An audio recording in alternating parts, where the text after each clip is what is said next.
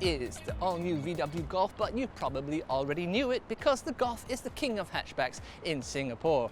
Why is it the king? Well, they are stylish, they're well built, and they're always very well equipped. And here in Singapore at least, they really popularized the compact turbocharged engine. So even if you don't really know the Golf itself, you definitely know a Golf driver. So it sort of looks like this. Collar up, shades, on the head of course, and yeah. Now I look and feel like a Golf driver. Now as for the new one, there's actually 4 versions on sale here in Singapore. There's the Golf GTI, the iconic car of course, and then there are 3 versions of the Golf 1.5 e-TSI. The base level is the Life, and then there's a Life Plus above that, and then there's an R line, which is a bit more stylish than this one here, which is the Life Plus. Now, I think this is actually going to be the most popular version here in Singapore, but if you want to find out more about the specs and the prices, head on over to carbuyer.com.sg where we've got lots of information about the new Golf and about any car you want to buy in Singapore really. Okay, you can really tell it's a Golf, right? I mean, actually it kind of looks a little bit similar to the Mark 7 Golf, and that's because it's actually a very heavy update of that car. But it does look brand new, and I think that's because the face is different. Now, how can you tell the GTI or the R-Line apart from the Life Plus? Well, of course the GTI has that iconic grille with the sort of red stripe across it, and it's got bigger sort of air vents in the bumper. It also has a light bar that it connects the 2 headlights, so at night you just see a solid line of light across the front of the car. The R-Line has that too. Does it really matter that your car has lights that you can't see from the steering wheel? I'm not so sure, but when I drove the GTI, actually people did notice the car at night and stare at it, so maybe it does matter. But anyway, this is the Life Plus, so it's a little bit simpler up front. What I really like is that they've slimmed down everything here. I mean, you know, it's gone away from the huge grills that some German brands are putting on their cars right now, and I really like the slim lights as well. Why have headlights been getting slimmer? Well, LED technology, they're very bright and very compact. Anyway, I think it's a good looking car, but let's check out the back and let's see if that sort of continues. Okay, over at the back, same thing, unmistakably Golf, but with slim new lights. I have to say I quite like them. Something I noticed about this car though, there's no exhaust. I mean, where's the exhaust pipes? I have an exhaust pipe, how come this car doesn't have one? Ah, okay, there you go, there is a muffler and the exhaust does come out under here, but what I mean is there's no stylish exhaust pipes. Now I can live with that, better than fake ones if you ask me. But yeah, a very stylish car, and even if you don't really know what you're looking at, it says Golf right here. I mean, under the VW badge, so this is a VW Golf. It used to say Golf here, so maybe you thought it was a Golf VW, but this is a VW Golf. So if you're wondering what you're following, just open your eyes and read. Well, don't be a gundu. Okay, now let's look at the business end of the king of hatchbacks. Now, you kind of get what you used to get in the last Golf. There's 380 litres back here, which is a bit less than something like a Hyundai i30, but quite a bit more than something like a Mini One or Mini Cooper hatchback. So you have to pick your poison. It looks to me like you've got enough back here for a weekend's luggage and a bit more.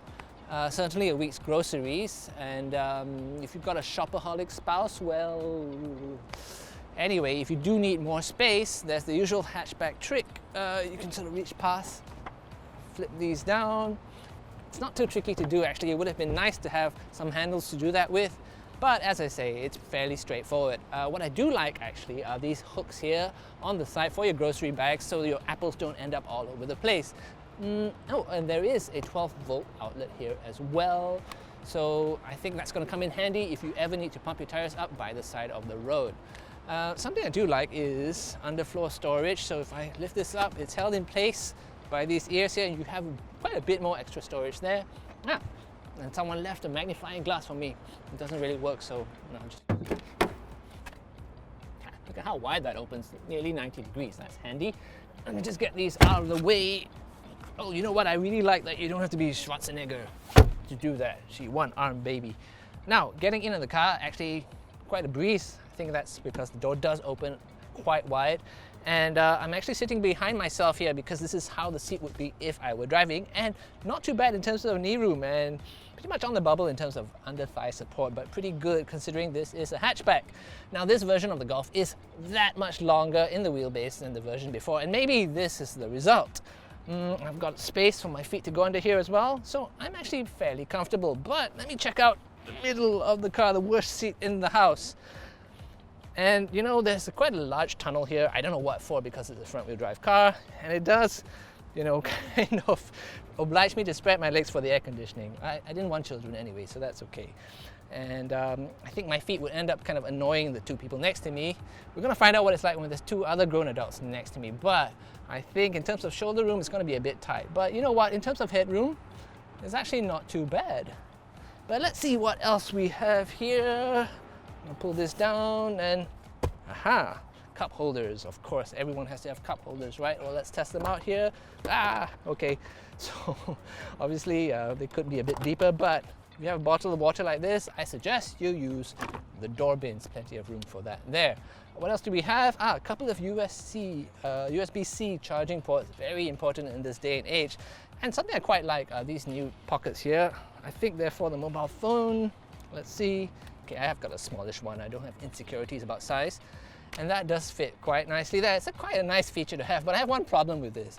So imagine you're driving your kids around, right? And when was the last time you saw a Singaporean child relinquish his death grip on his mobile device? Or even an adult for that matter. I mean, it's a nice idea. I'm just not sure how useful it's actually going to be.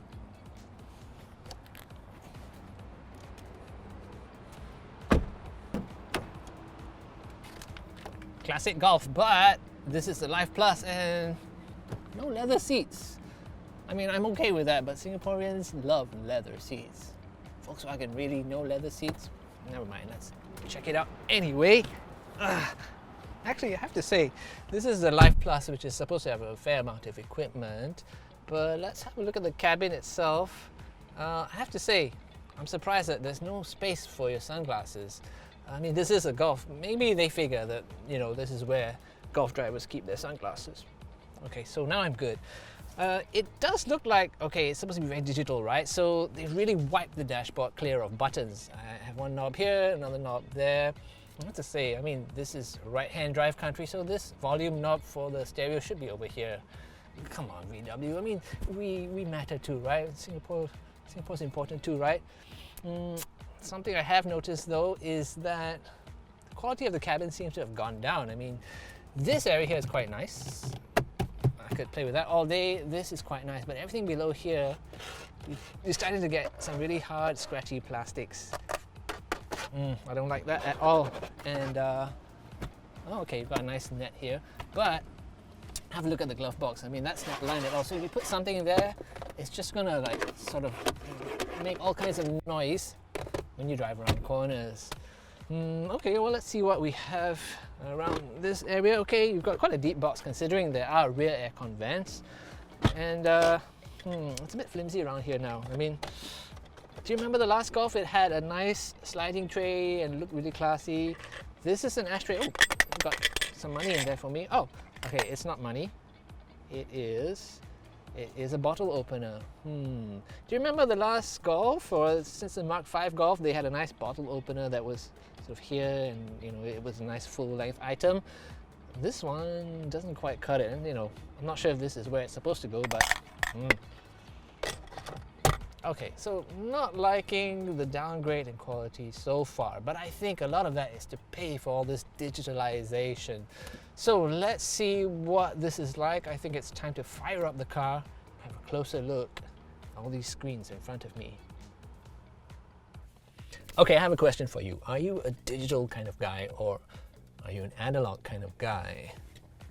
That's an important question in the Golf because it's all digital now, as you can see. And you know, it's all this shiny black plastic and touchscreens, and if you just had KFC, I think people are going to be able to tell. But never mind, let's play around with this and see what we get.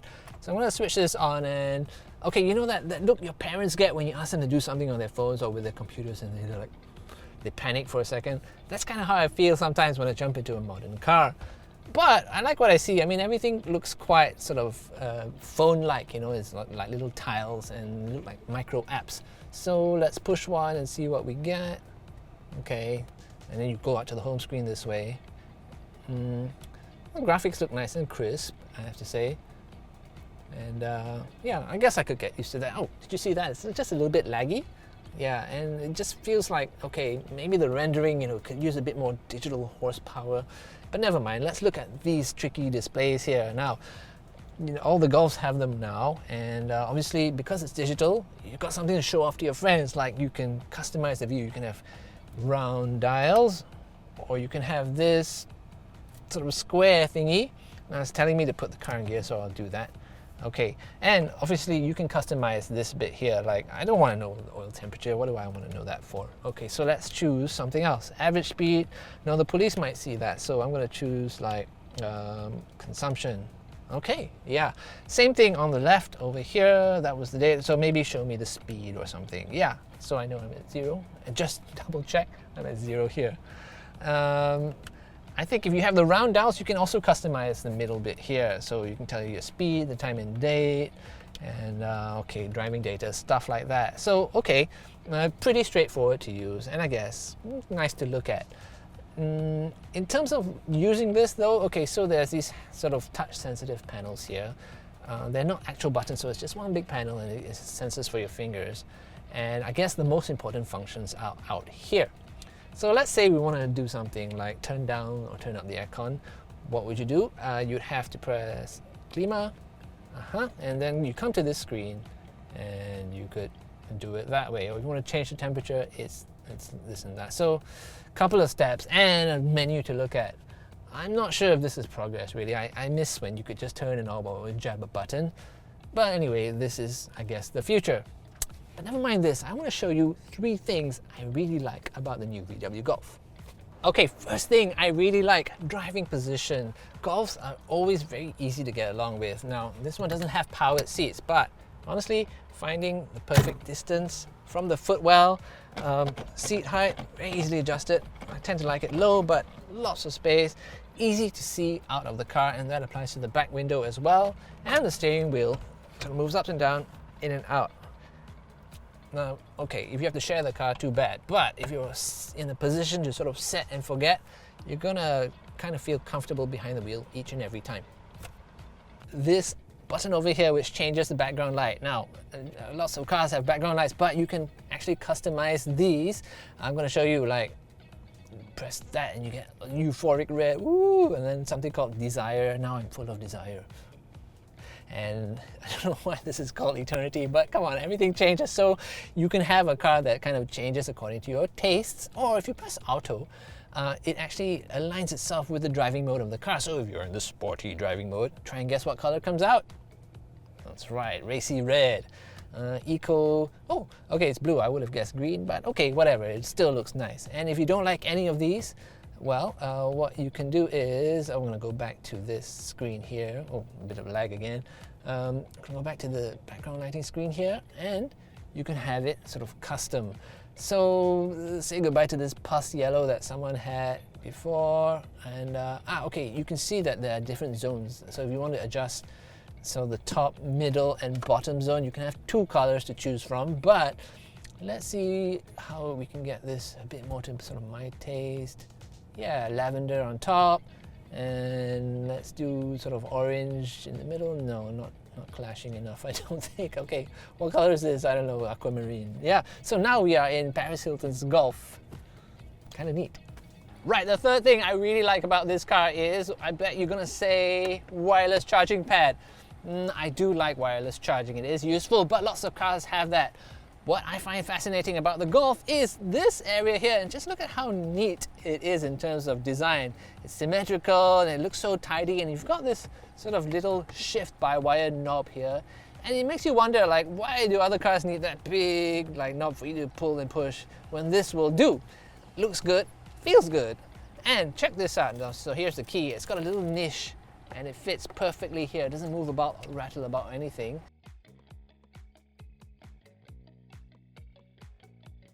Now, here we are behind the wheel, and if you think about it, who drives a Golf? Well, the answer is everyone. This is actually, it tends to be Europe's single best-selling car. So it really is for a very broad audience. You could be sort of fresh out of school and this is your first car, or indeed it could be your last car. You could have silver hair and you just want to wind things down a bit. Well, this is also a car to buy, and everyone in between, of course. And I think that's why the Golf has always been sort of just so easy to live with. I mean, we're on a narrow, twisty road, but we've got great visibility. The controls are just that right balance between being light and easy, and they don't sort of disconnect you from what's happening. And of course, things like the switches all work with precision, but you don't need to be He-Man to operate them. And I think something that has real class about this car is the suspension. Now, whenever you hit a bump, we may be on 18-inch wheels, but everything's so well resolved, and the damping is nice and firm, but smooth. And of course, handling has always been a highlight of the Golf. Let's just go around this tight roundabout here. And it just feels very planted, it feels very well connected, and it's predictable. And I think it's impossible to drive down a twisty road without a smile on your face. And that's just because the Golf chassis is a brilliant one. Now let's talk about the engine. I've got a 1.5 litre with 150 horsepower, which actually is quite a lot for a car this size. So let's just punch it, and yeah, okay, it's nice and responsive. One thing about this car though, 0 to 100 is 8.5 seconds, and I remember the very first GTI I ever drove, the Mark IV GTI, was also an 8.5 second car, but this is actually slightly slower than the previous Golf with the same amount of power. I'm not sure why that is. It could be because the gearing is different or something like that. Whatever it is, this car is actually tuned for fuel economy, so that's the emphasis that VW's placed on the drivetrain. Now with that in mind, that's why we have features like a lady crossing the road in front of me and taking a sweet time.